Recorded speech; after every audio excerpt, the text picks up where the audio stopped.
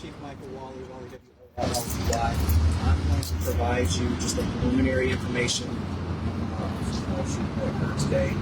Just keep in mind that the information I'm about to read to you is subject to change as we further the investigation. On July 29th, 2025, shortly after 2 p.m., an IMPD officer began following a carjacked vehicle in the intersection of West 16th Street and North Harding Street after running a license plate check. The vehicle entered a nearby apartment complex. At that point, the IMPD North District officer, fully marked car, activated his emergency lights to stop the vehicle. The carjacked vehicle pulled into a parking spot in an apartment complex located at 2100 Emerald Lane. A total of 4 suspects were in the vehicle, and 1 male passenger immediately ran from the vehicle.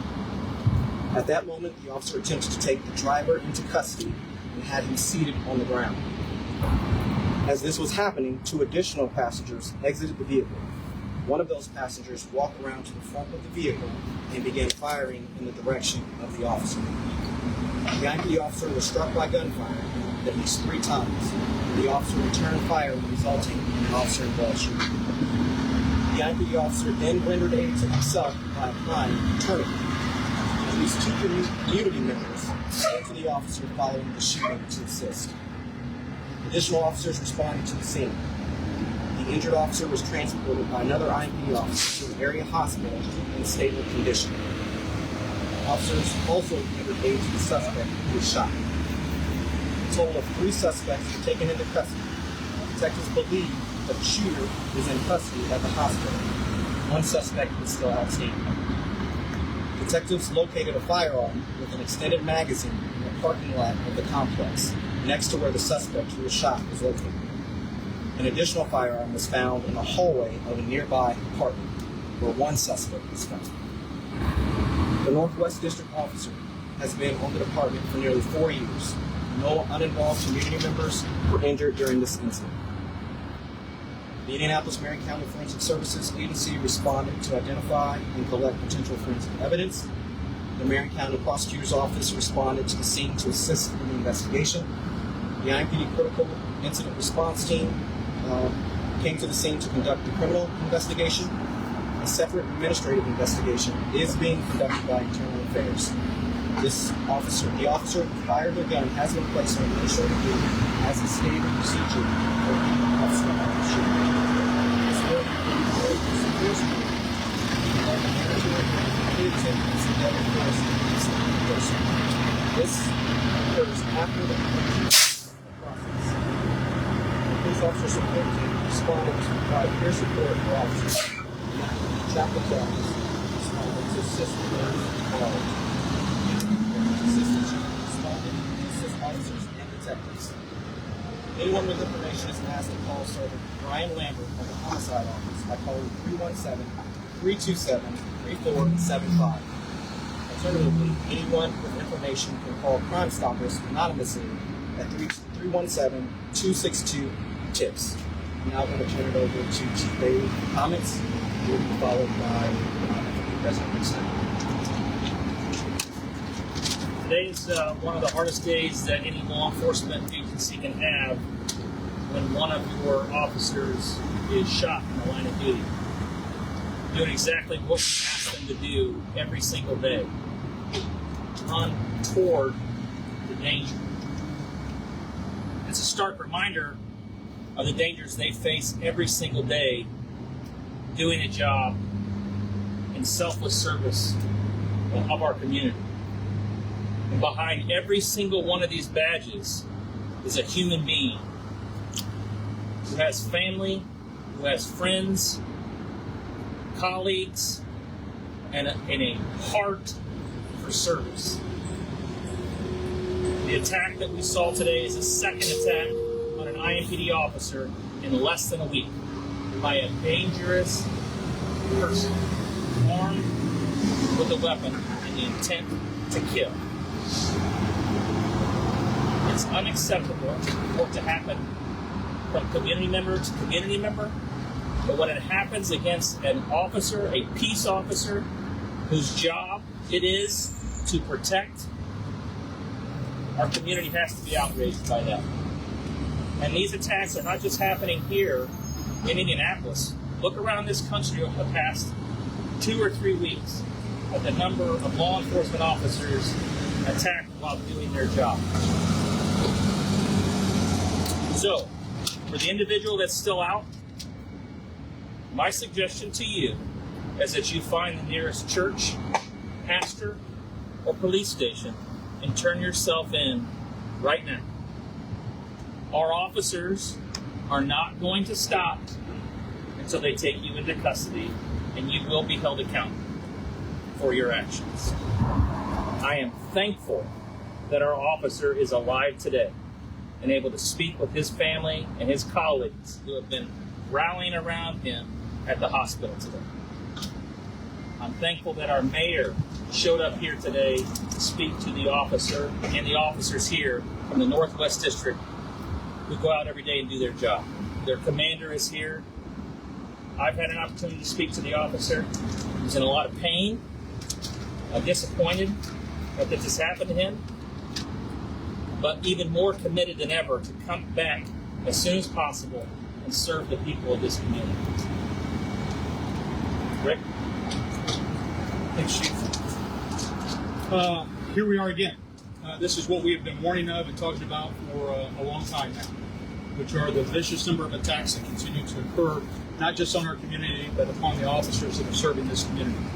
I know for a fact, talking to folks throughout the neighborhoods, that incidents like this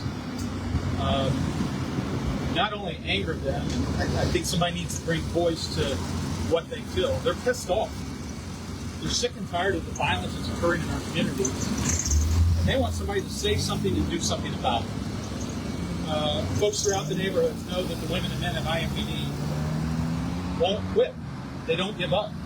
They continue to suit up and show up every single day, in spite of the dangers, in spite of the risks, and quite frankly, in spite of a system that's cutting them off at the knees for everything that they're out here doing. They don't quit and they don't give up. And I think that's the salient message, not just to our community, but also to the evil ones who perpetrated this crime of violence here today. And that is what we keep saying throughout this department, which is not today. Evil did not win today.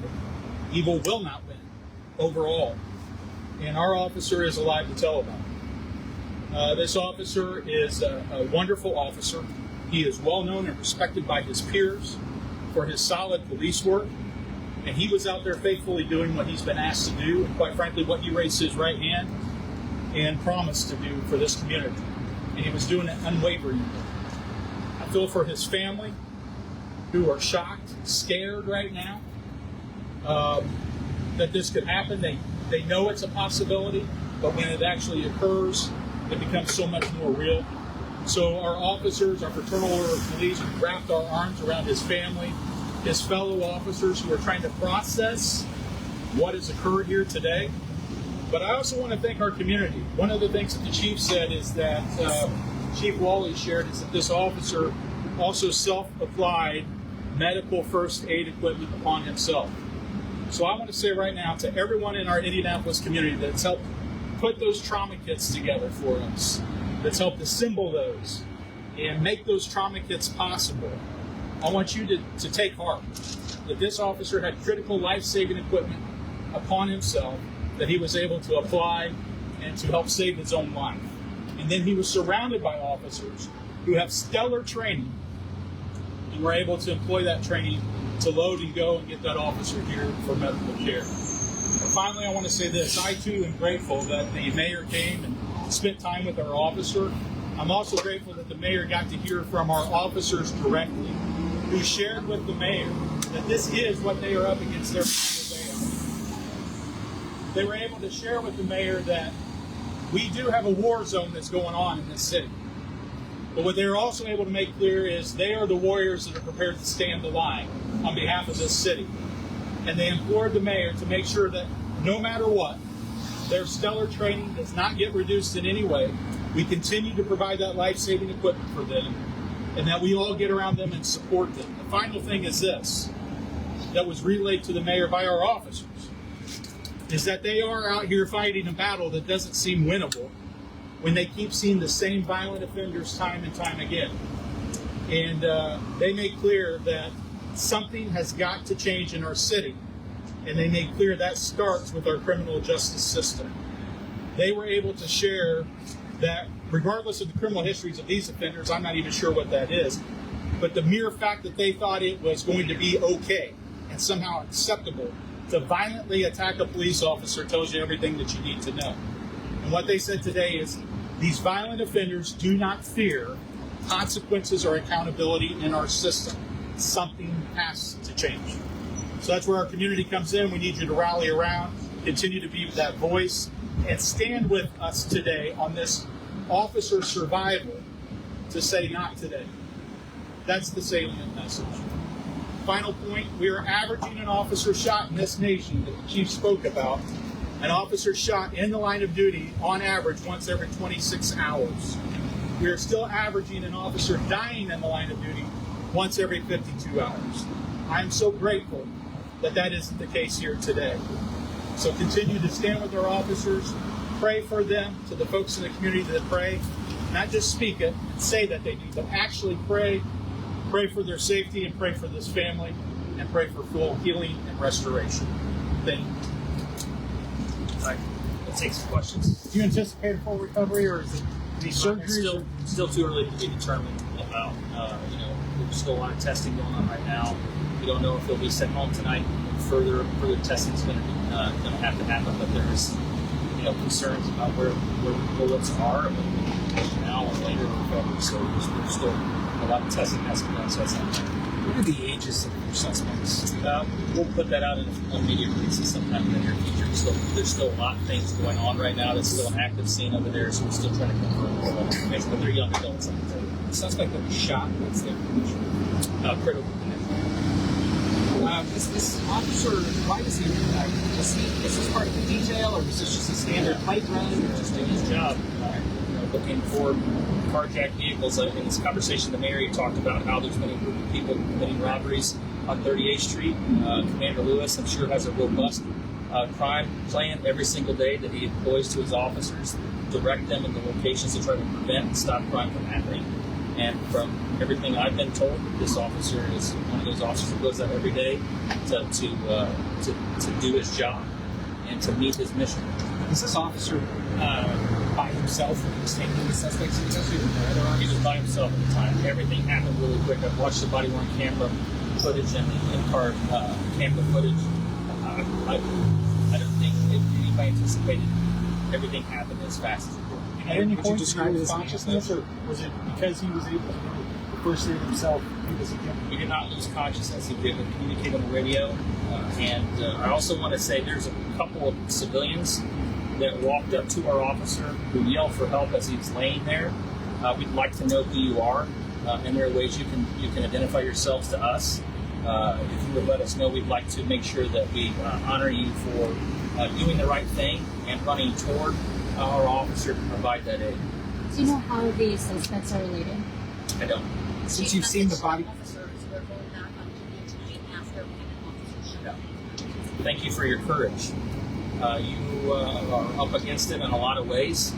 Staffing issues, event after event after event in this city, and you're doing a great job. You're driving down violent crime. This is a tough job. It's a dangerous job. But you come in every single day with the commitment that I appreciate, that you're willing to put yourself between bad things, bad people, and me and my family.